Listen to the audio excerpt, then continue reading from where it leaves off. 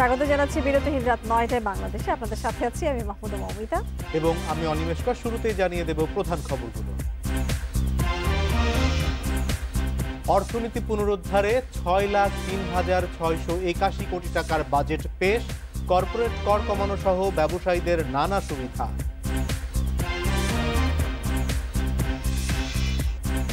বাজেটে সরকারের মদতপুষ্টদের স্বার্থই স্থান পেয়েছে, দাবি বিএনপির। স্বাস্থ্য খাতে বরাদ্দ আশানুরূপ নয় বলছেন বিরোধীরা।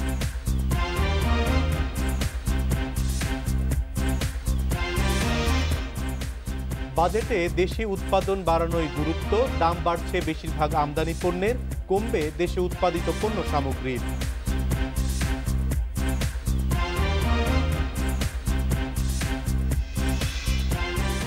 করোনায় আরও ৩০ মৃত্যু, ১৬,৯৭২ নমুনা পরীক্ষায় নতুন রোগী ১,৬৮৭ জন, শনাক্তের হার ৯.৯৪।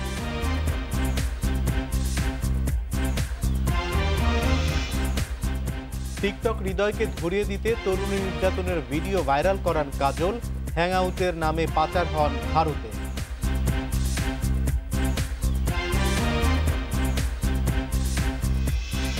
শুনছিলেন শিরোনামে, এবার জানিয়ে দেব পুরো খবর। শুরুতেই বাজেটের খবর।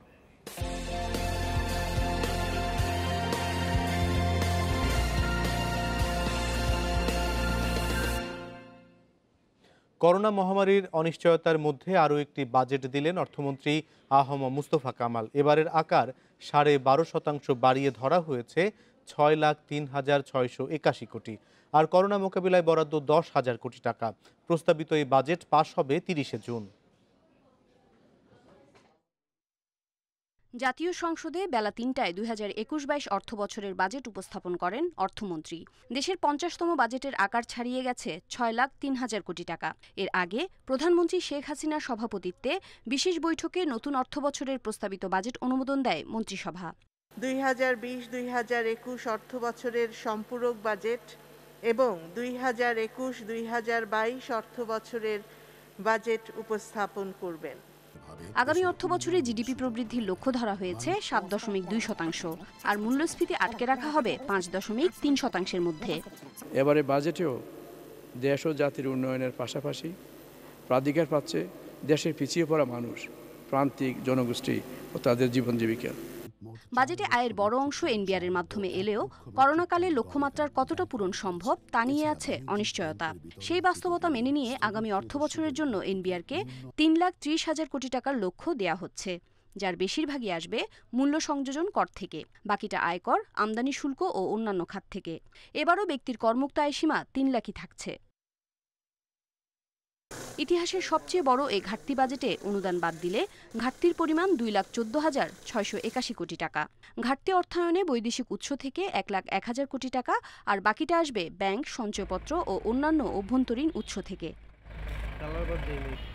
বার্ষিক উন্নয়ন কর্মসূচি এডিপিতে বরাদ্দ ধরা হয়েছে ২,২৫,০০০ কোটি টাকা। এতে সর্বোচ্চ বরাদ্দ হচ্ছে পরিবহন ও যোগাযোগ খাত। এ খাতে বরাদ্দ দেয়া হচ্ছে ৬১,৬৩১ কোটি টাকা। বাজেটে সবচেয়ে বেশি গুরুত্ব দেওয়া হয়েছে স্বাস্থ্য খাতে। পাশাপাশি করোনা ভাইরাসের প্রভাব মোকাবিলায় প্রধানমন্ত্রী ঘোষিত প্রণোদনা প্যাকেজগুলোর বাস্তবায়ন, কৃষিখাত, খাদ্য উৎপাদন ও ব্যবস্থাপনাকে গুরুত্ব দেওয়া হয়েছে। করোনার প্রভাব থেকে অর্থনীতি পুনরুদ্ধার এবং জীবন ও জীবিকা রক্ষায় ৬ লাখ কোটি টাকার বেশি বাজেট ঘোষণা করলেন অর্থমন্ত্রী। যদিও সরকারি হিসেবেই গত ১০ বছরে বাজেট বাস্তবায়নের হার গড়ে প্রায় ৭০% মতো। বিশ্লেষকরা বলছেন, শুধু বড় বাজেট ঘোষণাই নয়, নিশ্চিত করতে হবে এর সঠিক বাস্তবায়ন। উম্মনাহার আজমি, ইন্ডিপেন্ডেন্ট নিউজ, ঢাকা। প্রস্তাবিত বাজেটে বড় কর ছাড় দিয়ে বিনিয়োগ বাড়ানো এবং অর্থনীতি পুনরুদ্ধারের আশা দেখিয়েছেন অর্থমন্ত্রী আহম মুস্তফা কামাল। কর্পোরেট কর সহ নানা রকম প্রত্যক্ষ কর কমিয়ে ব্যবসায়ীদের জন্য সুবিধা দিয়েছেন অর্থমন্ত্রী। পাশাপাশি ভ্যাটে ছাড় দিয়ে ব্যবসার খরচ কমানোর পথ দেখিয়েছেন। লক্ষ্য থাকছে কৃষি, মৎস্য, ইলেকট্রনিক্স এবং আইসিটি খাতে দেশীয় শিল্প গড়ার। মাননীয় অর্থমন্ত্রী, আপনি বাজেট উপস্থাপনের অনুমতি প্রার্থনা করতে পারেন। ২০২১-২২ অর্থবছরের বাজেটে আয়করে প্রায় ২৬ ধরনের পরিবর্তন প্রস্তাব করেছেন অর্থমন্ত্রী আহম মুস্তফা কামাল, যার ১৯টিতেই কর কমানোর প্রস্তাব রয়েছে। সার্বিক বিবেচনায় আগামী অর্থবছরের জন্য পুঁজিবাজারে তালিকাভুক্ত ও তালিকাভুক্ত নয় এমন কোম্পানির কর্পোরেট কর 2.5% কমাতে চান অর্থমন্ত্রী। নির্দিষ্ট সংখ্যক প্রতিবন্ধী ও তৃতীয় লিঙ্গের নাগরিককে চাকরি দেয়া কোম্পানিকে কর্পোরেট করে বাড়তি ছাড়ের প্রস্তাব তার। ব্যক্তি করদাতার ব্যবসায়িক টার্নওভার কর অর্ধেক করতে চান অর্থমন্ত্রী। নারী উদ্যোক্তার কোম্পানির করমুক্ত আয়সীমা 70 লাখ টাকা করার প্রস্তাব উঠেছে। আইটি ফ্রিল্যান্সিং, ক্লাউড সার্ভিস সহ আরও 6 সেবা হচ্ছে করমুক্ত। অটোমোবাইল শিল্পে 100 কোটি টাকা বিনিয়োগে 20 বছর কর ছাড়। হোম অ্যাপ্লায়েন্সে মেড ইন বাংলাদেশে 10 বছরের কর ছাড়। কৃষি উদ্যোক্তারাও পাচ্ছেন 10 বছরের কর ছাড়। দক্ষ মানব সম্পদ উন্নয়নে আইটি সহ বিভিন্ন ধরনের শিক্ষা প্রতিষ্ঠানেও 10 বছরের ছাড়। একই সুবিধা পাচ্ছে লাইট ইঞ্জিনিয়ারিং, হার্ডওয়্যার, ঢাকা সহ 4 শহরের বাইরের হাসপাতাল। আয়করের মতো ভ্যাটেও অনেক পরিবর্তনের প্রস্তাব করেছেন অর্থমন্ত্রী। এসবের অন্তত 26টিতে ভ্যাটের হার কমানোর বা অব্যাহতির সুপারিশ করা হয়েছে। ব্যবসার খরচ কমাতে শিল্পের কাঁচামাল আমদানিতে আগাম কর কমানোর প্রস্তাব করেছেন। দেশে উৎপাদিত ফ্রিজ, গাড়িসহ নানা পণ্যে ভ্যাট অব্যাহতি বাড়ানোর পক্ষে অর্থমন্ত্রী। ব্যবসায়ীদের আপত্তি বিবেচনায় নিয়ে ভ্যাট আইন সহজ করারও প্রস্তাব করেছেন অর্থমন্ত্রী। ভ্যাট ফাঁকিতে জরিমানা ও সুদ দুটোই অর্ধেক করতে চান তিনি। হালকা প্রকৌশল শিল্পকে করমুক্ত ঘোষণার পাশাপাশি এর মূলধনী যন্ত্র উৎপাদনে ভ্যাট অব্যাহতি দিতে চান অর্থমন্ত্রী। আমদানি শুল্কের বেশ কিছু ক্ষেত্রে হার পরিবর্তনের প্রস্তাব করে দেশীয় শিল্পকে সুরক্ষা দেওয়ার পক্ষে অর্থমন্ত্রী। ক্ষুদ্র মাঝারি শিল্পের প্রয়োজনে কোথাও আমদানি নিরুৎসাহিত করতে শুল্ক বাড়ানোর প্রস্তাব করেছেন, আবার কোথাও কাঁচামাল আমদানিতে শুল্ক কমিয়ে ব্যবসার খরচ কমানোর চেষ্টা করেছেন। কাঙ্ক্ষিত হারে বিনিয়োগ ও কর্মসংস্থান না হওয়ায় জিডিপির প্রবৃদ্ধি প্রশ্নের মুখে পড়ছে বারবার। তাই বিনিয়োগ খরা কাটাতে ঋণের সুদহার উল্লেখযোগ্য হারে কমিয়ে আনে সরকার। করোনার কারণে হলেও নানা রকম করে এবার মিলছে স্বল্প ও দীর্ঘমেয়াদে ছাড়। উদ্যোক্তারা বলছেন এবার জোরালো উদ্যোগ দরকার ব্যবসার পরিবেশ উন্নয়নে। Ruhul Amin, independent news, Dhaka. নতুন অর্থ বছরের বাজেট নিয়ে কথা বলতে আমাদের সাথে যোগ দিচ্ছেন বিশ্বব্যাংকের সাবেক মুখ্য অর্থনীতিবিদ জাহিদ হোসেন। জাহিদ হোসেন, আপনাকে স্বাগত জানাচ্ছি। একটু যেটি জানতে চাই যে আমরা যেটি দেখছি যে জিডিপি প্রবৃদ্ধি 7.2 ধরা হয়েছে, কিন্তু অর্থনীতি যাও একটু ভালোর দিকে ঘুরে দাঁড়িয়েছিল। করোনার দ্বিতীয় ধাক্কায় কিন্তু অনেকটা নাজুক অবস্থায় চলে গেছে। এই অবস্থায় জিডিপি অর্জনকে উচ্চাভিলাষী মনে হচ্ছে কিনা আপনার? এখানে যেটা দেখার বিষয় সেটা হলো 7.2 হলো নাকি 5 হলো না 8 হলো, তার চেয়ে বড় বিষয় হচ্ছে অর্থনীতি সচল রাখার জন্য কি করতে হবে। এখন এমন একটা অবস্থার মধ্যে আমরা আছি যেখানে প্রবৃদ্ধির সংখ্যা আসলে কত হবে এটা নিয়ে প্রজেকশন এত অনিশ্চয়তার মধ্যে এটা একটা পুরো আলোচনাটাই ভুল দিকে চলে যায়। কারণ যেটা এই ধরনের প্রবৃদ্ধি অর্জন করতে গেলে পূর্ব সত্যগুলো পূরণ হবে কিভাবে, সেটার জন্য বাজেটে কি ধরনের পদক্ষেপ নেওয়া হয়েছে সেটার এই বাস্তবায়নের উপর নির্ভর করবে আপনি 7 করতে পারবেন নাকি 6 করতে পারবেন। মূল চ্যালেঞ্জটা হচ্ছে অর্থনীতিকে সচল রাখা, এবং সচল রাখার পথে যে প্রধান বাধাগুলো আছে সেটার জন্য কি ধরনের কাজ বাজেটের মাধ্যমে করা হবে, সেইখানের চ্যালেঞ্জগুলি হচ্ছে সবচেয়ে বড় বিষয়। তারপরে প্রবৃদ্ধি 5 হলো কি 7 হলো সেটা অনেকটা ভাগ্যের উপর নির্ভর করবে। জাহিদ, অর্থনীতি সচল রাখার কথা আপনি বলছিলেন। যদি অর্থনীতিকে সচল রাখতে হয় এবং এই পরিস্থিতিতে যদি আসলে যে বাজেট ঘোষণা করা হয়েছে সেটিকে জীবন এবং জীবিকাকে প্রাধান্য দিয়ে বলা হচ্ছে করা হচ্ছে, কিন্তু এটিকে আসলে কার্যকরী হবে কিনা কি মনে করছেন? কোন জায়গাগুলো ইতিবাচক এবং কোন জায়গাগুলো আপনার কাছে নেতিবাচক মনে হয়েছে? এখানে ইতিবাচকের মধ্যে যেটা, এটাকে তো সার্বিকভাবে আপনি বলতে পারেন একটা ব্যবসা বান্ধব বাজেট। কারণ এখানে ব্যবসা বান্ধব দুদিক থেকে, একটা হলো আয়করের ছাড় দেয়া হয়েছে মোটা দাগে, এটা অনেকদিন থেকেই একটা দাবি ছিল এবং এটার পেছনে অর্থনৈতিক যৌক্তিকতা অনেক আগেই সবাই এটাতে একটা ঐক্যমত ছিল যে কর্পোরেট ট্যাক্স রেটটা কমাতে হবে। কিন্তু সেখানে কিছু ব্যতিক্রমও হয়েছে, সেটার পরে আসছে আমি। আর দ্বিতীয় যেখানে করা হয়েছে সেটা হলো আপনার বিভিন্ন ধরনের কর অব্যাহতির মাধ্যমে, সেটা ভ্যাট হোক বা অন্যান্য কর, আমদানি শুল্ক, কস্ট অফ ডুইং বিজনেসটাকে কমানোর চেষ্টা করা হয়েছে। কিন্তু এই সুবিধাগুলো সব ব্যবসায়ী খাতরা পায়নি। এখানে কিছু লক্ষ্য নির্দিষ্ট করে দেওয়া হয়েছে যে এগুলো আভ্যন্তরীণ বাজারমুখী যে সমস্ত উৎপাদন ম্যানুফ্যাকচারিং প্রতিষ্ঠান আছে তারাই এই সুবিধাগুলো বেশি পাবে। আয়করের দিক থেকে সুবিধাটা সব ধরনের কোম্পানিরা পাচ্ছে, আর্থিক কোম্পানি বাদে। এই জায়গাগুলো মোটামুটি স্পষ্ট, কারণ আমরা দেখেছি এটি নিয়ে সারাদিনই আলোচনা হয়েছে। কিন্তু আমি যদি আমজনতা অর্থাৎ সাধারণ জনতার কথা বলি, প্রায় 2.5 কোটি লোক দরিদ্র হয়েছে। এই পরিস্থিতিতে, এই বাজেটে এই পরিস্থিতি সার্বিকভাবে কি সামঞ্জস্য আসবে কিনা, এরা আসলে কি করবে? এখানে যেটা মানে আপনি মন্দের কথা বলছিলেন, এখানে যেটা ইতিবাচক দিক সেটা হলো গতবারের বাজেটের বক্তৃতায় যেমন এই যে করোনার সমস্যার তেমন কোনো স্বীকৃতি ছিল না। এবারের বাজেটের বক্তৃতার শিরোনামেই এই যে জীবন এবং জীবিকা এই শব্দটা যোগ হয়েছে। কাজেই আলোচনায় এসছে, বাজেট বক্তৃতায় এসছে, কিন্তু কর্মসূচির ক্ষেত্রে আপনি যেটা প্রশ্ন করছেন যে আমরা গত বছর কি ধরনের কাজ করেছি সেটার ফিরিস্তি দেওয়া হয়েছে, কত টাকা দেওয়া হয়েছে, কোথায় দেওয়া হয়েছে, এবং আগামী বছর কি করা হবে এইটার কিন্তু কোনো সুনির্দিষ্ট কর্মসূচি কিছু বলা হয়নি। যে কর্মসূচিগুলি ছিল সেগুলি কি চালু থাকবে নাকি নতুন কর্মসূচি দেওয়া হবে, আর ওই সেটি কর্মসূচিতে স্পষ্ট নয়। খুব সময় অনেক কম, ছোট্ট করে আরেকটু আপনার কাছ থেকে জানতে চাই। আমি একটু স্বাস্থ্য খাত নিয়ে প্রসঙ্গে আসবো। বিরোধীরা বলছেন যে স্বাস্থ্য খাতে বরাদ্দ ঠিক হয়নি বা সেটি আসলে পর্যাপ্ত নয়, এবং করোনার সময়ে যে বরাদ্দের কথা বলা হচ্ছে, যে যে জায়গায় ফোকাস করা হয়েছে সেই জায়গাগুলো আসলে সুস্পষ্ট কিনা, অর্থাৎ একেবারে স্পষ্ট কিনা, এটি আসলে কতটুকু কার্যকরী হবে? বরাদ্দের ব্যাপারে এটা একটু স্পেসিফিক্যালি ভাবা দরকার। আপনি যদি বলেন যে ভ্যাকসিনেশনের জন্য বরাদ্দ আছে কিনা, তাহলে কিন্তু সেখানে বরাদ্দের অভাব নেই। শুধু সরকারের নিজস্ব 10,000 কোটি টাকার যে একটা ফান্ড করেছে সেটা তো কোভিড ফান্ড, সেখান থেকে যেমন, কিন্তু বিদেশি অর্থায়নও হয়ে গেছে। প্রায় $1.5 বিলিয়ন অর্থায়ন বিশ্ব ব্যাংক এবং ADB plus European investment bank এবং কোভ্যাক্স।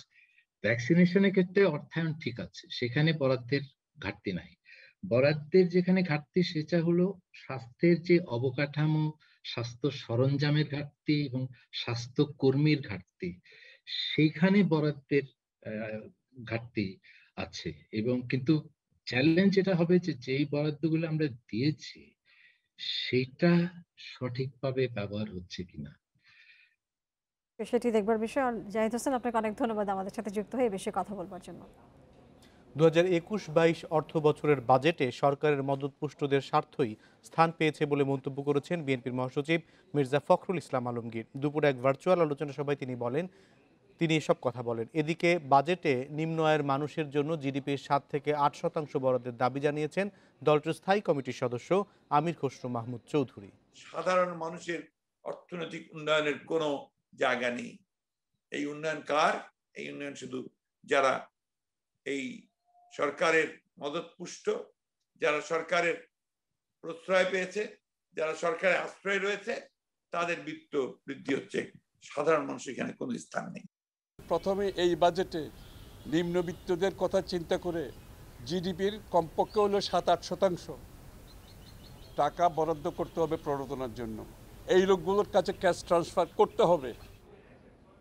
বাজেটে স্বাস্থ্য খাতে বরাদ্দ আশানুরূপ হয়নি বলে মন্তব্য করেছে বিভিন্ন রাজনৈতিক দলের নেতারা।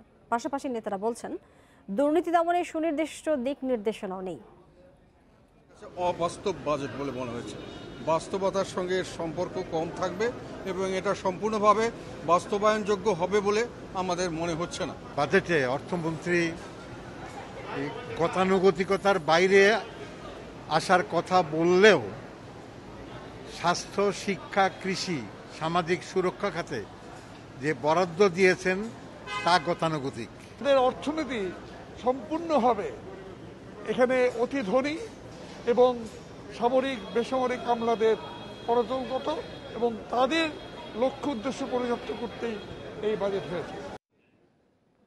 প্রথমবারের মতো 6 লাখ কোটি টাকা ছাড়ালো বাজেটের আকার, যার প্রস্তাবনা জুড়েই থাকছে দেশীয় শিল্পের জন্য নানা সুবিধা। এতে কমবে বেশ কিছু পণ্যের দাম, পাশাপাশি বাড়বে আমদানি করা নানা পণ্যের দাম। রাজস্ব আদায় বৃদ্ধির পাশাপাশি জীবন ও জীবিকার প্রয়োজনে আসার কথা শোনাতে চায় সরকার। নতুন উদ্যোক্তা ও ব্যবসায়ীদের জন্য কর ছাড়, বিনিয়োগের সুবিধা, স্থানীয় শিল্পের সুরক্ষার কথা এসেছে বাজেটে। এতে কমবে বেশ কিছু পণ্যের দাম, পাশাপাশি শুল্ক আরোপ করায় বাড়বে আমদানি করা বেশ কিছু পণ্যের দামও। অগ্রিম কর আরোপের কারণে দাম বাড়বে বিদেশি অ্যালকোহলের। প্রস্তাবিত বাজেটে মদ আমদানিতে অগ্রিম কর 20% বাড়তে পারে।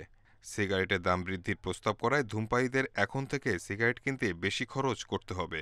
ভ্যাট আরোপের কারণে খুচরা পর্যায়ে বিদেশি smartphone, sanitary tableware, kitchenware ও টাইলসের দাম বাড়তে পারে। বেশি টাকা গুনতে হবে আমদানি করা ক্যাপসিকাম, মাশরুম, বাদাম ও বেবিকর্ন কিনতে।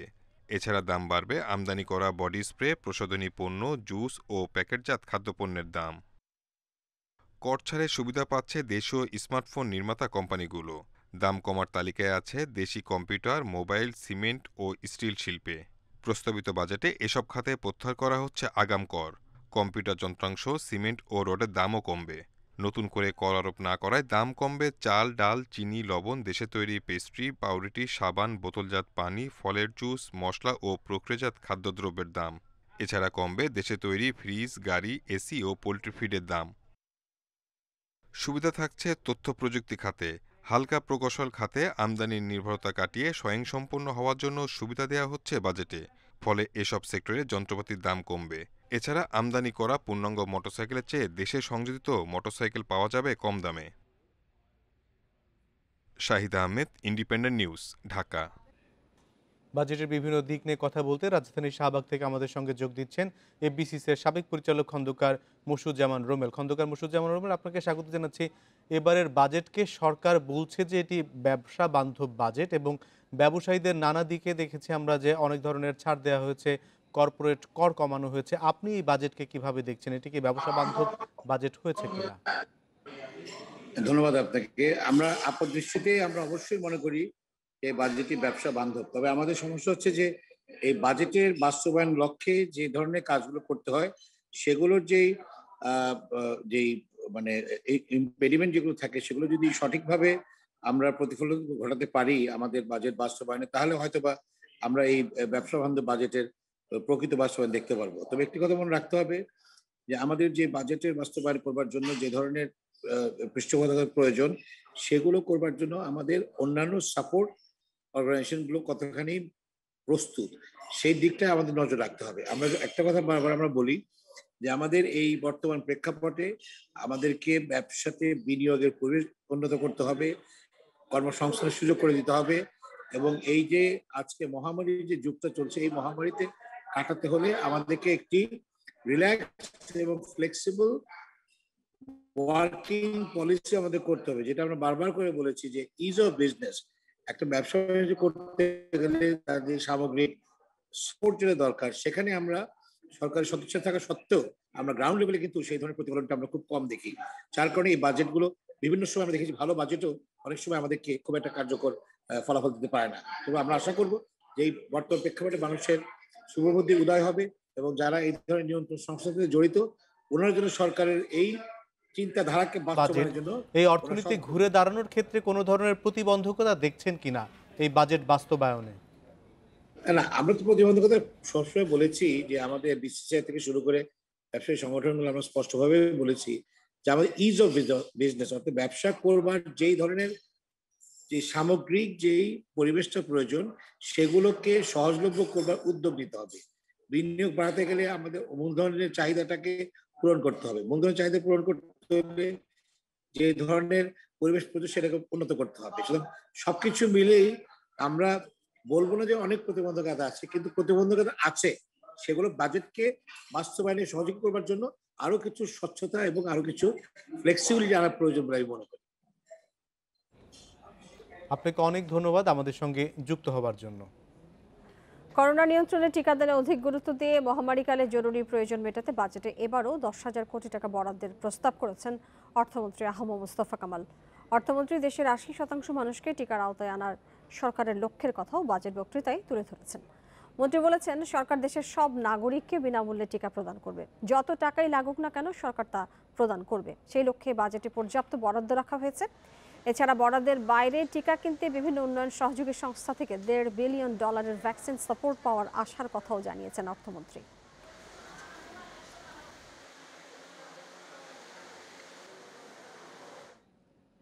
সামাজিক নিরাপত্তা খাতের বাজেট ৯৫,০০০ কোটি টাকা থেকে বাড়িয়ে ১,২৫,০০০ কোটি টাকা করা হয়েছে, যার লক্ষ্য ২০২৩-২৪ অর্থ বছরের মধ্যে দেশে দারিদ্র্যের হার ১২.৩% নামিয়ে আনা, চরম দারিদ্র্যের হার ৪.৫% নামানো, ৮.৫ লাখ যুবশক্তিকে প্রশিক্ষণের মাধ্যমে দক্ষ করে গড়ে তোলা।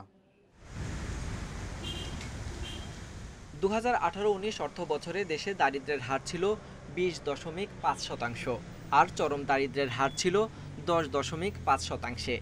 চলতি অর্থ বছরে করোনার প্রভাবে দেশে নতুন করে দরিদ্র হয়েছে ২ কোটির বেশি মানুষ। এ অবস্থায় জীবন ও জীবিকাকে প্রাধান্য দিয়ে সামাজিক নিরাপত্তা খাতের বরাদ্দ বাড়িয়ে ১,২৫,০০০ কোটি করা হয়েছে। দারিদ্র্যের হার কমাতে G2Pর অধীনে সাহায্য করা হবে ১ কোটি মানুষকে। ৩৫ লাখ পরিবারকে দেয়া হবে নগদ সহায়তা। আমরা এক বেলা খাইতে পারলে আরেক বেলা খাইতে পারি না। আমরা যাও বাসা বাড়িতে কাম করছি, ৩ ভাগের 1 ভাগ দেয় বেতন, হেই করোনার লেগে কাম করে নিতে চায় না। আমরা এই দেশের নাগরিক হইয়া এই টাকাটা আমরা পাবো না, এই টাকাটা কে পাইলো? কারা এই ৫০ লক্ষ যে ২৫০০ টাকা দিল, কারা পাইলো এই টাকা? আইটি খাতে এরই মধ্যে ১০ লাখ কর্মসংস্থান সৃষ্টির দাবি অর্থমন্ত্রীর। আরও ১০ লাখ তরুণের কর্মসংস্থান তৈরির লক্ষ্য সরকারের। এছাড়া বিদেশে দক্ষ জনশক্তি রফতানি করতে ৮ লাখ যুবককে প্রশিক্ষণের পরিকল্পনা রয়েছে। যারা নতুন করে দরিদ্র হয়ে গেছে তাদের পাশে যেন সরকার কিছুটা হলেও দাঁড়ায়। আমাদের প্রস্তাবনা ছিল সরকারের কাছে যে অন্তত পক্ষে ১ কোটি পরিবারকে ২,০০০ টাকা করে মাসে দিন, ১২ মাসের জন্য যদি দেন এখানে ২৪,০০০ কোটি টাকা লাগবে। অর্থনীতিবিদরা বলছেন, নতুন করে দরিদ্র হওয়া মানুষের জন্য সামাজিক নিরাপত্তার বরাদ্দ নিশ্চিত করতে হবে, সেই সঙ্গে কর্মসংস্থানের নতুন ক্ষেত্র তৈরি করতে হবে। সামাজিক সুরক্ষা খাতে প্রতি বছর বাজেটে বরাদ্দ রাখা হয়। করোনার কারণে দেশে দরিদ্র মানুষের সংখ্যা বেড়ে যাওয়ায় বরাদ্দের পরিমাণ ৩০,০০০ কোটি টাকা বাড়ানো হয়েছে। তবে বিশেষজ্ঞরা বলছেন, এই বরাদ্দের টাকা যেন সঠিকভাবে ব্যবহার করা যায় তা সবার আগে নিশ্চিত করতে হবে। Sohel Rana, independent news, Dhaka. এবারের বাজেটের প্রায় ১২% বরাদ্দের প্রস্তাব শিক্ষা খাতে, যা গতবারের চেয়ে 0.26% মতো বেশি। সেই সঙ্গে বেসরকারি বিশ্ববিদ্যালয় এবং মেডিকেল কলেজের আয়ের উপর 15% কর আরোপের প্রস্তাব দিয়েছেন অর্থমন্ত্রী। করোনার কারণে ১৫ মাস ধরে বন্ধ শিক্ষা প্রতিষ্ঠান, আর এ খাতেই করোনায় সবচেয়ে বেশি ক্ষতি দেখছেন বিশ্লেষকেরা। শিক্ষা প্রসার ও মানোন্নয়নকে প্রস্তাবিত বাজেটে মাধ্যমিক ও উচ্চশিক্ষা বিভাগের জন্য ৩৬,৪৮৬ কোটি, কারিগরি ও মাদ্রাসা বিভাগের ৯,১৫৩ কোটি এবং প্রাথমিক ও গণশিক্ষা মন্ত্রণালয়ের জন্য বরাদ্দ রাখা হয়েছে ২৬,৩১৪ কোটি টাকা, যা গতবারের চেয়ে ৫,৭৪৯ কোটি টাকা বেশি। শিক্ষা গবেষকরা বলছেন, করোনার যে ক্ষতি হয়েছে সেটি কাটানোর জন্য সুনির্দিষ্ট পরিকল্পনা থাকতে হবে, সেই সঙ্গে ক্ষতি পুষিয়ে নিতে আলাদা বরাদ্দের আহ্বান তাদের। শিক্ষায় যে ক্ষতি হচ্ছে সেটা দৃশ্যমান হচ্ছে না। যদি আমরা বিনিয়োগ করতে দেরি করে ফেলি, যথাযথ কৌশল যথাযথ ব্যবস্থা না নিই, তাহলে এই ক্ষতি হয়তো আগামীতে পুষিয়ে নেওয়া সম্ভব হবে না। সেজন্যই যথার্থ বিনিয়োগের কোনো বিকল্প নাই। এবার বেসরকারি বিশ্ববিদ্যালয় ও কলেজের আয়ের ওপর 15% হারে কর দেওয়ার প্রস্তাবও দিয়েছেন অর্থমন্ত্রী। নূরে আলম, ইন্ডিপেন্ডেন্ট নিউজ, ঢাকা। জুলাই থেকে মুক্তিযোদ্ধাদের সম্মানী ভাতা হচ্ছে 20,000 টাকা। আগামী 1 জুলাই থেকেই প্রায় 2 লাখ মুক্তিযোদ্ধা এই বর্ধিত হারে ভাতা পাবেন। মুক্তিযোদ্ধাদের বর্ধিত হারে ভাতা দেওয়ার জন্য 2021-22 অর্থবছরের বাজেটে বরাদ্দ বাড়ানো হয়েছে। মুক্তিযোদ্ধাদের ভাতার জন্য জাতীয় বাজেটে বরাদ্দ রাখা হচ্ছে 5,705 কোটি টাকা। 2020-21 অর্থ বছরে মুক্তিযোদ্ধাদের জন্য বরাদ্দ রাখা হয়েছিল 3,856 কোটি টাকা। সেই হিসেবে আগামী অর্থ বছরে এই খাতে বরাদ্দ বাড়ছে মোট 1,841 কোটি টাকা। 2,05,117 জন মুক্তিযোদ্ধা বিভিন্ন ক্যাটাগরিতে মাসিক সম্মানী ভাতা পেয়ে আসছেন। এর মধ্যে বর্তমানে 1,91,532 জন সাধারণ মুক্তিযোদ্ধা মাসিক সম্মানী ভাতা পাচ্ছেন 12,000 টাকা করে।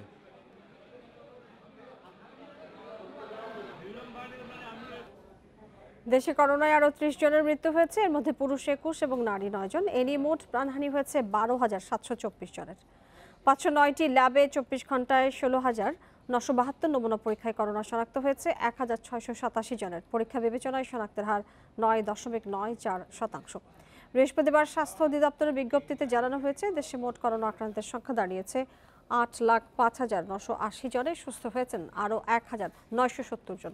এ নিয়ে মোট সুস্থ 7,46,035 জন।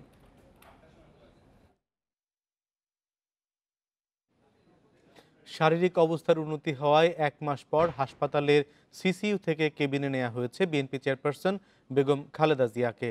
বৃহস্পতিবার বিকেলে কেবিনে স্থানান্তর করা হয় বলে জানান বিএনপির মহাসচিব মির্জা ফখরুল ইসলাম আলমগীর। হাসপাতালের কেবিনে সিসিইউ এর সুবিধা দিয়ে এখন খালেদা জিয়ার চিকিৎসা চলবে বলেও জানান মির্জা ফখরুল। গত 11 এপ্রিল করোনা আক্রান্ত হওয়ার পর গুলশানের বাসাতে চিকিৎসা নিচ্ছিলেন বিএনপি চেয়ারপারসন। অবস্থার অবনতি হলে 27 এপ্রিল ভর্তি করা হয় রাজধানীর এভারকেয়ার হাসপাতালে। শারীরিক অবস্থার আরও অবনতি হলে 3রা মে নেওয়া হয় হাসপাতালের সিসিইউতে। করোনা পরবর্তী জটিলতায় খালেদা জিয়ার কিডনি এবং ফুসফুস কিছুটা আক্রান্ত হয়। 10 সদস্যের মেডিকেল বোর্ডের পাশাপাশি বিদেশি চিকিৎসকের পরামর্শে চিকিৎসা চলছে খালেদা জিয়ার। এখন একটু আগের চেয়ে স্টেবল আর কি। তো এখানে অনেক দিন ধরে রেসিপিতে আছে, তো এখন ইনফেকশন হয়ে গেছে। ওই পরিবেশ থেকে তাকে একটু বের করে নিয়ে এসছে কেবিনে।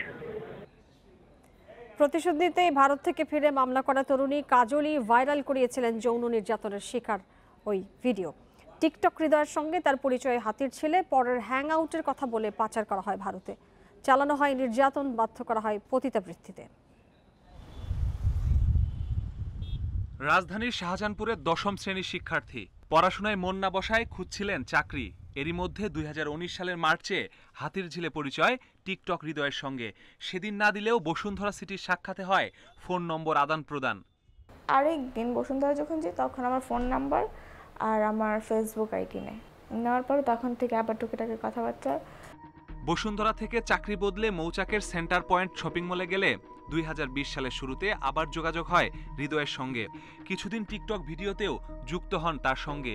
এরপর আসে নারায়ণগঞ্জ গাজীপুরের রিসোর্টে হ্যাংআউট পার্টির প্রস্তাব। এবছর কুষ্টিয়ায় আবার পার্টির কথা বলে নেওয়া হয় সাতক্ষীরায়। ওইখান থেকে ওই বাসায় নিয়ে যায় লোকটাকে। ও আর কি আমাকে রাজি করেছে যে চল যাই, এখন তো রাত হয়ে গেছে, রাস্তাঘাটে থাকা যাবে না। ওই বাসায় যাওয়ার পরে একটা মেয়ে দেখি আর 3টা ছেলে দেখি। সাতক্ষীরায় রাখা হয় বাবু ও মহিউদ্দিনের কাছে। সেখান থেকে কলকাতা নিয়ে আধার কার্ডে নাম দেয়া হয় কাজল।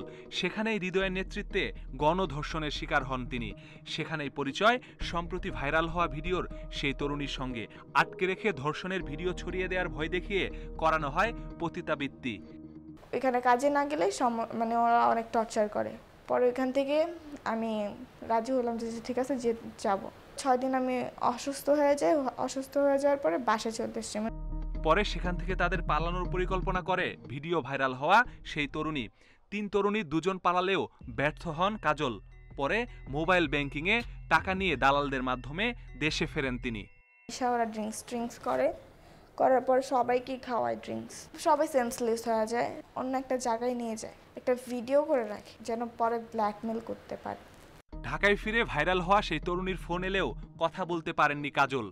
বইনা তোরে একটা দিয়া কি জানি একটা নতুন ফেসবুক ফ্রেন্ড রিকোয়েস্ট পাঠাইছি, তুই ওইটার ভিতরে আয়া জলদি যদি আমার লগে কথা কর, ঠিক আছে? তোর লগে আমার কথা আছে, অনেক কথা আছে।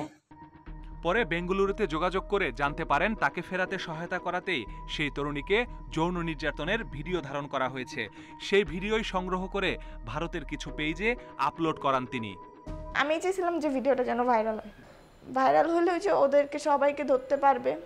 পরে হাতিরঝিল থানায় মামলা করলে সাতক্ষীরা থেকে গ্রেপ্তার করা হয় পাচারে সহায়তা করা বাবু মহিউদ্দিন সহ 3 জনকে।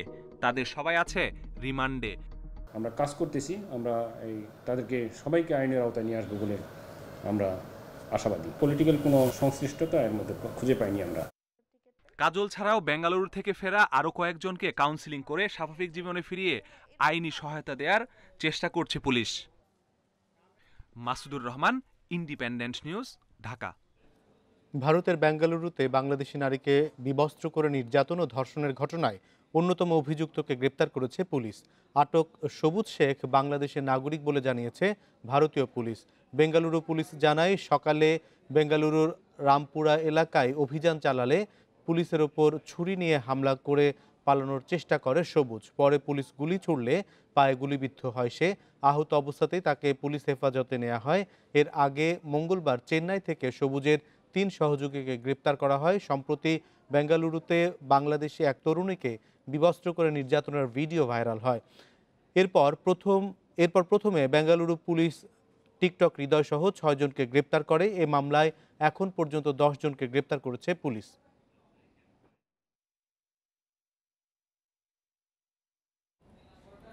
আর রাত 9টায় বাংলাদেশের এবারের অংশে থাকছে খেলার খবর। শুরুতেই জানাবো শিরোনাম। বিশ্বকাপ বাছাইয়ে আফগানিস্তানের বিপক্ষে লড়ছে বাংলাদেশ। এখন পর্যন্ত 1-0 গোলে পিছিয়ে লাল সবুজরা।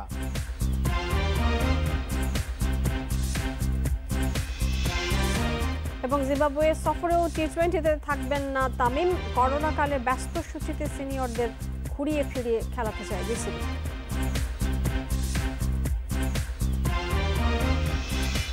বিশ্বকাপ বাছাই আফগানিস্তানের বিপক্ষে লড়ছে বাংলাদেশ। চলছে দ্বিতীয়ার্ধের খেলা। এখনো পর্যন্ত 1-0 গোলে পিছিয়ে আছে লাল সবুজরা। জেমিডের 4-4-2 ছকে অভিষেক হয়েছে ফিনল্যান্ড প্রবাসী তারিক কাজীর। প্রথমার্ধে বল দখলে দাপুট দেখিয়েছে আফগানিস্তান, তবে বাংলাদেশের রক্ষণে তেমন আতঙ্ক ছড়াতে পারেনি তাদের ফরওয়ার্ডরা। বিপরীতে প্রতিপক্ষকে কিছুটা চাপে রেখেছিলেন মতিন বিপুল জুটি।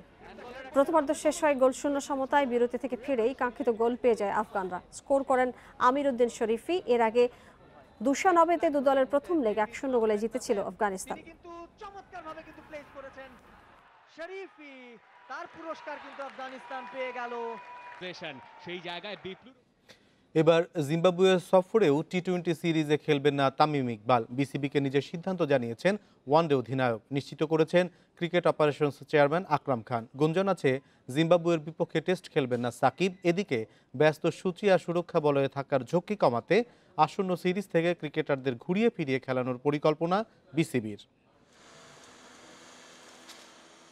ক্যারিয়ার লম্বা করতে টি-20তে অনীহা তামিমের। গুঞ্জন আছে এবছরই কুড়ি ওভার ক্রিকেটকে বিদায় বলবেন ওয়ানডে অধিনায়ক। নিউজিল্যান্ড সিরিজে তাই টি-20 না খেলে দেশে ফেরেন তামিম। এবার জিম্বাবুয়ে সিরিজেও টি-20 থেকে নাম প্রত্যাহার করে নিয়েছেন টাইগার ওপেনার। আপাতত টি-20 নিয়ে তার সিদ্ধান্তটা আমরা জেনেছি এবং আমি মনে করি যে এরকম ব্রেক নিয়ে খেলে ফল তো দেখেছেন। সে কিন্তু আপনার টেস্টে গিয়ে আপনার ভালো করলো, প্লাস এখানে ওয়ানডেতেও মোটামুটি করেছে। তো আমার মনে হয় যে ব্রেকটা ভেরি ইম্পর্টেন্ট এবং সিনিয়র এটা door is open any time, মানে সবাই এসে কিন্তু কথা বলতে পারে। এবছর দম ফেলার সময় নেই বাংলাদেশের। দেশ বিদেশে বায়োবাবলে ঝক্কি নিতে হবে ক্রিকেটারদের। তাই তামিম মুশফিকদের চাপ কমাতে বাই রোটেশন পলিসি নিচ্ছে বিসিবি। স্কোয়াডে ফরম্যাট অনুযায়ী গুরুত্ব পাবেন ক্রিকেটাররা। এখানে সিনিয়র না, এখানে ব্যাপার হলো যে সবার কিন্তু আমরা দেখব, বিশেষ করে সিনিয়রদের ব্যাপার তো আছেই। এবং মনে করেন যে আমরা রোটেশন ওয়াইজ যদি খেলাতে পারি সেটা কিন্তু আমাদের জন্য অনেক ভালো হবে। হয়তো একটা সিরিজে গিয়ে কেউ টি-20 খেললো, কেউ টেস্ট খেললো, কেউ। সো এই জিনিসটা আমাদের মাথায় আছে এবং এটা নিয়ে আমরা সিরিয়াসলি বসবো আর কি। আইপিএল খেলতে গিয়ে শ্রীলঙ্কার বিপক্ষে টেস্ট সিরিজ খেলেননি সাকিব। এবার সে ধরনের কমিটমেন্ট না থাকলেও ক্রিকেট পাড়ায় খবর জিম্বাবুয়ে সিরিজেও লাল বলের ক্রিকেটে দেখা যাবে না টাইগার পোস্টার বয়কে। ফলে সাকিবের টেস্টে ফেরার অপেক্ষা দীর্ঘ হলো। এটা তো আমরা এখনো কোনো চিঠি বা কোনো কিছু এখনো পাইনি। Saiful Majumdar, Independent News. লর্ডসে অভিষেক টেস্টে ডাবল সেঞ্চুরি করে ইতিহাস গড়লেন নিউজিল্যান্ডের ডেভন কনওয়ে। প্রথম দিনই সৌরভ গাঙ্গুলিকে টপকে 136 রানে অপরাজিত ছিলেন। সেই ইনিংস ডাবল সেঞ্চুরিতে রূপ দেন কনওয়ে। ওপেন করতে নেমে সবশেষে রান আউটের শিকারে আক্ষেপ বেড়েছে। টেস্ট ইতিহাসের 7ম ব্যাটসম্যান হিসেবে অভিষেকে ডাবল সেঞ্চুরি কনওয়ের। নিউজিল্যান্ডের হয়ে তার আগে এই কীর্তি গড়েছিলেন ম্যাথিউ সিনক্লেয়ার। কনওয়ের মাইল ফলক ছোঁয়ার যাত্রা ছিল কঠিন। মার্ক উড এবং ওলি রবিনসনের দারুণ বোলিংয়ে দ্বিতীয় দিনে মাত্র 50 রানে 6 উইকেট হারায় নিউজিল্যান্ড। এরপর শেষ উইকেটে ওয়াগনারের সাথে 40 রানের জুটি গড়েন কনওয়ে। তাতে 378 রানে থামে ব্ল্যাক ক্যাম্পের ইনিংস।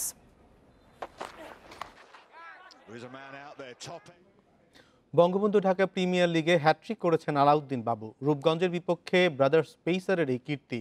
টি-20তে হ্যাট্রিক করা 5ম বাংলাদেশি আলাউদ্দিন। বিশেষ দিনে তার দলও জিতেছে বড় ব্যবধানে। অন্যদিকে বৃষ্টি বাগড়ার ম্যাচে ডিওএইচএসকে হারিয়েছে আবাহনী। আকাশী নীলের জয়ে ব্যাটে বলে উজ্জ্বল সাইফুদ্দিন।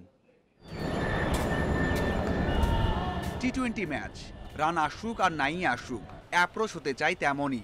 প্রত্যাশাটা আরও বেশি থাকে যখন জাতীয় দলের পরীক্ষিত কেউ ব্যাট করেন। সেই চাহিদা মেটাতে ব্যর্থ নাইম ও শান্ত। টি-20তে পাওয়ার প্লে মহা গুরুত্বপূর্ণ, সেখানে 21 বলে 23 করে ফিরলেন নাইম। শান্ত 10 বলে 11, মুশফিকের ধারাবাহিকতা ভঙ্গ করেছেন 6, সৈকত করলেন 12 বলে 8। তাতে 72 রানে 5 উইকেট হারিয়ে মহাবিপদে চ্যাম্পিয়ন আবাহনী।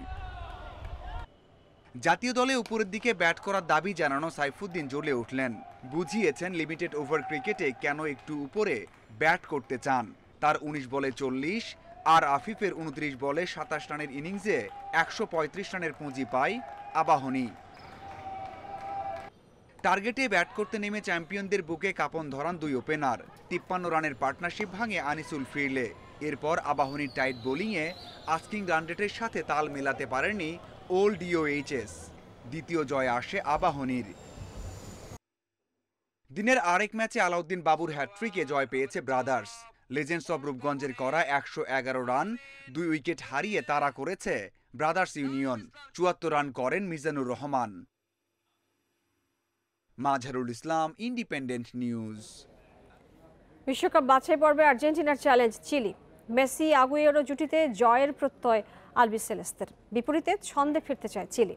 ম্যাচ শুরু কাল সকাল 6টায়, এর আগে ভোর 4টায় উরুগুয়ের প্রতিপক্ষ প্যারাগুয়ে, আর সকাল 8টায় কলম্বিয়া খেলবে পেরুর বিপক্ষে।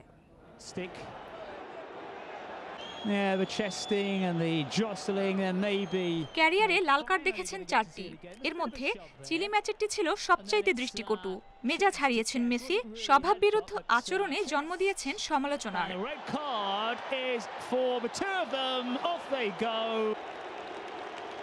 প্রতিপক্ষ চেনা, উপলক্ষ ভিন্ন। বিশ্বকাপ বাছাইয়ে পরিসংখ্যান সমৃদ্ধের সুযোগ আর্জেন্টিনার। 2 অভিষিক্ত নিয়ে চিলি পরীক্ষা দেবে আলবিসেলেস্তে। ফ্রন্ট লাইনে লাউতারো মার্টিনেজের সাথে মেসি আগুয়েরো জুটিতে ভরসা লিওনেল স্ক্যালোনির। মেসি আর আগুয়েরো যদি বার্সেলোনা খেলে এটা দলের জন্য ভালো। ফ্রন্টলাইন সামলাতে ফরওয়ার্ডদের বোঝাপড়াটা বেশ জরুরি। একই ক্লাবে খেললে কম্বিনেশন আরো মজবুত হবে। আর্তুরো ভিদাল কোভিড পজিটিভ হওয়ায় চিলির চ্যালেঞ্জ বেড়েছে। অভিজ্ঞ এই মিডফিল্ডারের শূন্যতায় চাপ বাড়বে সানচেজ, ভার্গাস ও পিনারেসের উপর। পরিসংখ্যান পক্ষে নেই লারোহাদের। সবশেষ 5 দেখায় 2 ড্রয়ের বিপরীতে আর্জেন্টিনার জয় 3টিতে। উত্তাপ ছড়াবে উরুগুয়ে প্যারাগুয়ে দ্বৈরথ। টেবিলে 4-এ থাকা প্যারাগুয়েকে টপকে যাওয়ার সুযোগ 5-এ থাকার উরুগুয়ের। যদিও সাম্প্রতিক পারফরমেন্স লা সেলেস্তের অস্বস্তি। ইনফর্ম কাভানি সুয়ারেস নির্ভর রাখছে তাভারেজকে। প্রতিপক্ষ হিসেবে প্যারাগুয়ে বিপজ্জনক। ওদের দলে বেশ কয়েকজন ফুটবলার আছে যারা ম্যাচের ভাগ্য করে দিতে পারেন। কৌশল ঠিক রেখে পরিকল্পনা অনুযায়ী পারফর্ম করলেই সাফল্য আসবে। ছন্দে ফিরতে কলম্বিয়ার চ্যালেঞ্জ পেরু। কৌশল বদলে বাছাই পর্বের লড়াই টিকে থাকতে চান কলম্বিয়ান কোচ কার্লোস কুইরোজ। শঙ্কায় আছেন James Rodriguez. COVID positive Alfredo Morales ও Fernando Quintero. Roksana Afroz, Independent News. আন্তর্জাতিক প্রীতি ম্যাচে দাপুটে জয় পেয়েছে ফ্রান্স। ওয়েলসকে 3-0 গোলে উড়িয়ে দিয়েছে বিশ্ব চ্যাম্পিয়নরা। 6 বছর পর জাতীয় দলে ফেরা বেনজেমা ছিলেন স্পটলাইটে, তবে পেনাল্টি মিস করায় প্রত্যাবর্তন রঙিন হয়নি রিয়াল তারকার। বিপরীতে দুটি ছড়িয়েছেন কিলিয়ান এমবাপে। প্রথমার্ধেই গোল করে এগিয়ে দেন ফ্রান্সকে। বিরতির পর গ্রিজম্যানের গোলেও অ্যাসিস্ট এমবাপের, আর শেষ দিকে ব্যবধান বাড়িয়েছেন ডেম্বেলে। অন্যদিকে ডেনমার্কের বিপক্ষে হোঁচট খেয়েছেন জার্মানি। ড্র করেছে 1-1 গোলে, যদিও প্রথমার্ধে নেহাসের কল্যাণে এগিয়ে ছিল জোয়াকিম লোর দল। দ্বিতীয়ার্ধে পোলসেনের গোল হতাশ করেছে তাদের।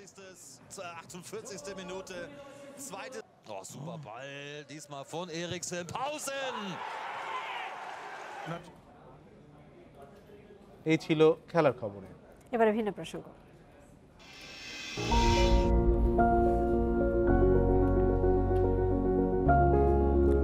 পায়রার বুকে মাথা উঁচু করে দাঁড়িয়ে 4 লেনের সেতু।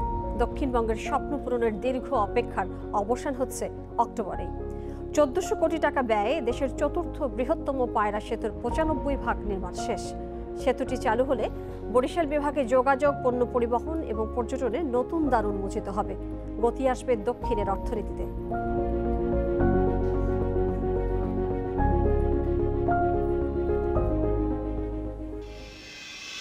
আর এই নিয়ে প্রতিবেদন থাকছে সংবাদের শেষ অংশে। চলে যাচ্ছি পরের খবরটিতে। নোয়াখালীতে বিবস্ত্র করে নারী নির্যাতনের ঘটনায় বেগমগঞ্জ থানার এসআই এবং এএসআই এর দায়িত্বে অবহেলার প্রমাণ পাওয়া গেছে বলে জানিয়েছে হাইকোর্ট। সকালে বিচারপতি মুজিবুর রহমান মিয়া এবং বিচারপতি মহিউদ্দিন শামীমের হাইকোর্ট বেঞ্চে এই সংক্রান্ত তদন্ত প্রতিবেদনের শুনানিতে এই কথা জানায় আদালত।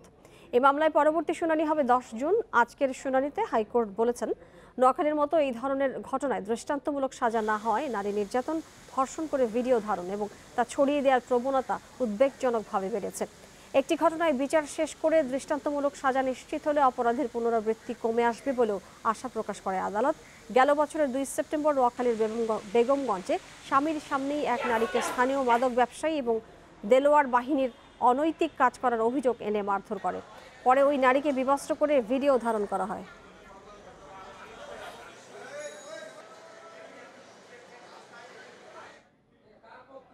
ডিজিটাল নিরাপত্তা আইনে 3 বছরে মামলা হয়েছে প্রায় 4000। সত্যতা না পাওয়ায় শুরুতেই খারিজ হয়ে গেছে অর্ধেক অভিযোগ। আইনবিদরা বলছেন, এই আইনে মামলা হলেই গ্রেপ্তার, মেলে না জামিনও। ফলে কাউকে হয়রানি করার শক্তিশালী হাতিয়ার এই আইন। তদন্তের আগে কাউকে গ্রেপ্তার না করার বিধান তৈরির পরামর্শ বিশেষজ্ঞদের। সমালোচনার মুখে বাতিল করা হয় তথ্য ও যোগাযোগ প্রযুক্তি আইনের 57 ধারা। পরে 2018 সালের 19 সেপ্টেম্বর জাতীয় সংসদে পাশ হয় ডিজিটাল নিরাপত্তা আইন। এরপর শুধু ঢাকার সাইবার ট্রাইব্যুনালেই মামলা হয়েছে 1504টি। প্রাথমিকভাবেই 633টি খারিজ করে দেয় আদালত, আর 3 বছর ধরে তদন্ত চলছে 871টির। আইসিটি ও ডিজিটাল নিরাপত্তা আইনের মামলায় 7 বছরে শুধু 25টি অভিযোগ প্রমাণ করতে পেরেছে সরকার। আইনজীবী বলছেন, বেশিরভাগই আপোষের মাধ্যমে মীমাংসা হয়ে যায়। মানহানিকর একটা বক্তব্য দিলেই হয়তো বা মামলা করা যাবে, কিন্তু সেটা আইন কতটুকু এটাকে অ্যাট্রাক্ট করে সেই বিষয়টা একটু পর্যালোচনা করে মামলা করলে হয়তো বা এই মামলাগুলো খারিজ হতো না। তদন্ত গিয়ে কোনো রেজাল্ট না আসে, তখন বিজ্ঞ আদালত সাধারণভাবে এই মামলাগুলোকে রিজেক্ট করে দেন। যার কারণে আমরা 2018 সাল থেকে এই পর্যন্ত বেশ অনেক মামলায় প্রায় 50% মামলা খারিজ হয়েছে, 50% মামলা তদন্তের জন্য গিয়েছে এবং সেগুলো তদন্তাধীন আছে। কিছু মামলা তদন্ত শেষে বিচারের জন্য আমাদের এখানে এসছে। ডিজিটাল নিরাপত্তা আইনে মিথ্যা মামলার শিকার ব্যক্তির আইনি প্রতিকার পাওয়ার বিধান নেই। বেশিরভাগ মামলাই হয় 25 ও 29 ধারায়, যাতে রাষ্ট্রের ভাবমূর্তি ক্ষুণ্ণ ও মানহানির অভিযোগ তোলা হয়। ফলে তদন্ত শেষ হওয়ার আগে গ্রেপ্তার না করা, জামিন দেওয়ার সুনির্দিষ্ট বিধান করার পরামর্শ আইনবিদদের। বিচার হওয়ার আগেই যত লম্বা সময় আপনি আটকে রাখতে পারেন, এই আটকে রাখতে পারার অশুভ চিন্তা থেকে শত শত মামলাগুলো আসে। বিচার হয়ে শাস্তি হওয়ার মতো ইনগ্রিডিয়েন্টস অধিকাংশ মামলার মধ্যেই থাকে না, কিন্তু উদ্দেশ্য যেহেতু কিছুদিনের জন্য হয়রানি করা, সেক্ষেত্রে আমাদের যে জিনিসটার বাংলাদেশে সবচেয়ে বড় রকমের ঘাটতি আছে সেটা হলো আমাদের কোনো প্রি ট্রায়াল সেন্টেন্স কতদিন পর্যন্ত কনফাইনমেন্ট করে রাখতে পারবেন প্রি ট্রায়াল স্টেজে, সেটার কোনো সুনির্দিষ্ট আইনও নেই, নীতিমালাও নেই। এরই মধ্যে মামলার চাপ সামলাতে এপ্রিলে গঠন করা হয়েছে আরও 7টি সাইবার ট্রাইব্যুনাল। ফলে জেলাভিত্তিক মামলাগুলো পাঠানো হচ্ছে সংশ্লিষ্ট ট্রাইব্যুনালে। জান্নাতুল ফেরদাউস তানভি, ইন্ডিপেন্ডেন্ট নিউজ, ঢাকা। খাল নর্দমার দায়িত্ব 2 সিটি কর্পোরেশনের হাতে হলেও জলাবদ্ধতা থেকে মুক্তি মেলেনি নগরবাসীর। মঙ্গলবার 85 মিলিমিটারের বৃষ্টিতেই তলিয়ে যায় পুরো রাজধানী, দেখা দেয় জলাবদ্ধতা। 2 মেয়রের দাবি, আগের চেয়ে অনেকটাই কমেছে জলজট। খাল উদ্ধারের কাজ শেষ হলে থাকবে না ভোগান্তি। গত বছরের 31 ডিসেম্বর ওয়াসা থেকে সিটি কর্পোরেশনে খাল হস্তান্তরের পর জলাবদ্ধতা থেকে নগরবাসীকে মুক্তি দেওয়ার প্রতিশ্রুতি দেয় 2 মেয়র, কিন্তু প্রতিশ্রুতির বাস্তবায়ন হয়েছে কতটুকু? মঙ্গলবার সকাল 6টা থেকে 9টা পর্যন্ত 85 মিলিমিটার বৃষ্টিতে তলিয়ে যায় পুরো রাজধানী। ওই দিন মোট 88 মিলিমিটার বৃষ্টি হয় ঢাকায়, যা গত 4 বছরের মধ্যে সবচেয়ে বেশি। দেখা দেয় দীর্ঘ সময়ের জলজট, ভোগান্তিতে পড়তে হয় নগরবাসীদের। ঢাকা উত্তর সিটি কর্পোরেশনের মেয়র বলছেন, জলাবদ্ধতা পুরোপুরি নিরসন হতে আরও সময় লাগবে। খালগুলো পুনরুদ্ধার কর্মসূচি পুরোপুরি বাস্তবায়ন হওয়ার পর মুক্তি মিলবে জলাবদ্ধতা থেকে। 3 যুগ ধরে কিন্তু এই ড্রেন এটা কিন্তু অবহেলিত ছিল এগুলা, এবং আমরা পাওয়ার পর থেকে কিন্তু কাজ শুরু করেছি আমরা, এবং এই 3 যুগের সমস্যা অবশ্যই এত তাড়াতাড়ি কোনোভাবে কিন্তু সম্ভব না, এটা বাস্তবতা, বাট আমরা চেষ্টা করে যাচ্ছি। জলাবদ্ধতা দেখা গেছে ঢাকা দক্ষিণ সিটি কর্পোরেশনেও, তবে দক্ষিণ ঢাকার মেয়রের দাবি, অন্য যে কোনো সময়ের চেয়ে তাড়াতাড়ি নেমে গেছে পানি। আগামী 2 বছরের মধ্যে জলাবদ্ধতা সহনীয় মাত্রায় আনার কথা জানান মেয়র। চেষ্টা করব আমরা যে লক্ষ্যমাত্রা নিয়েছি যে 3 ঘন্টার মধ্যে যাতে করে পানি নেমে যায়। যদি ভারী বৃষ্টি হয় তাহলে 2 ঘন্টার মধ্যে, এবং যদি মাঝারি ভারী বৃষ্টি হয় তাহলে 1 ঘন্টার মধ্যেই যেন নিষ্কাশন হয়। সেভাবে আমরা আমাদের শ্রেণীভুক্ত করে আমাদের কর্মপরিকল্পনা নির্ণয় করছি।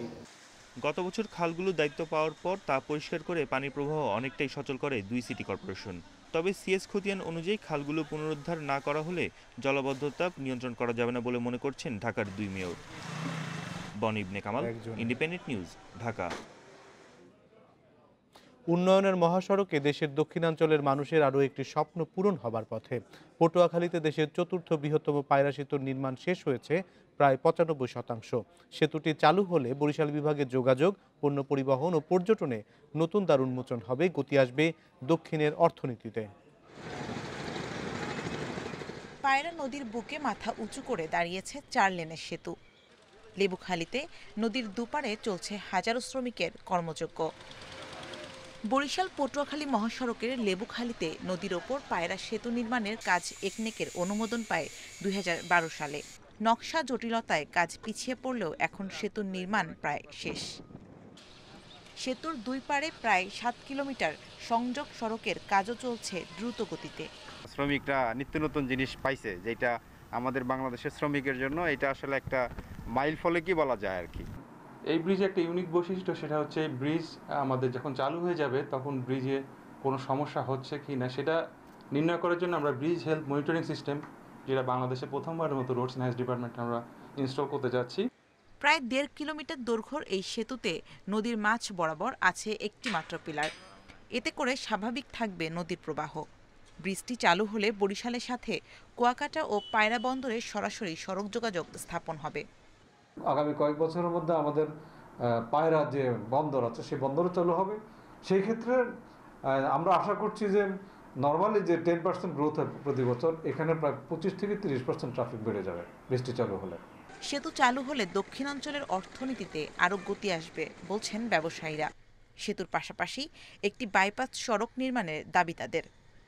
সেতুর সাথে সবকিছু যোগ করতে চাচ্ছি, এটার সাথে বাইপাস এবং সাথে সাথে রেল যোগাযোগ। প্রায় 1450 কোটি টাকার পায়রা সেতু প্রকল্পের মেয়াদ শেষ হচ্ছে আগামী অক্টোবরে।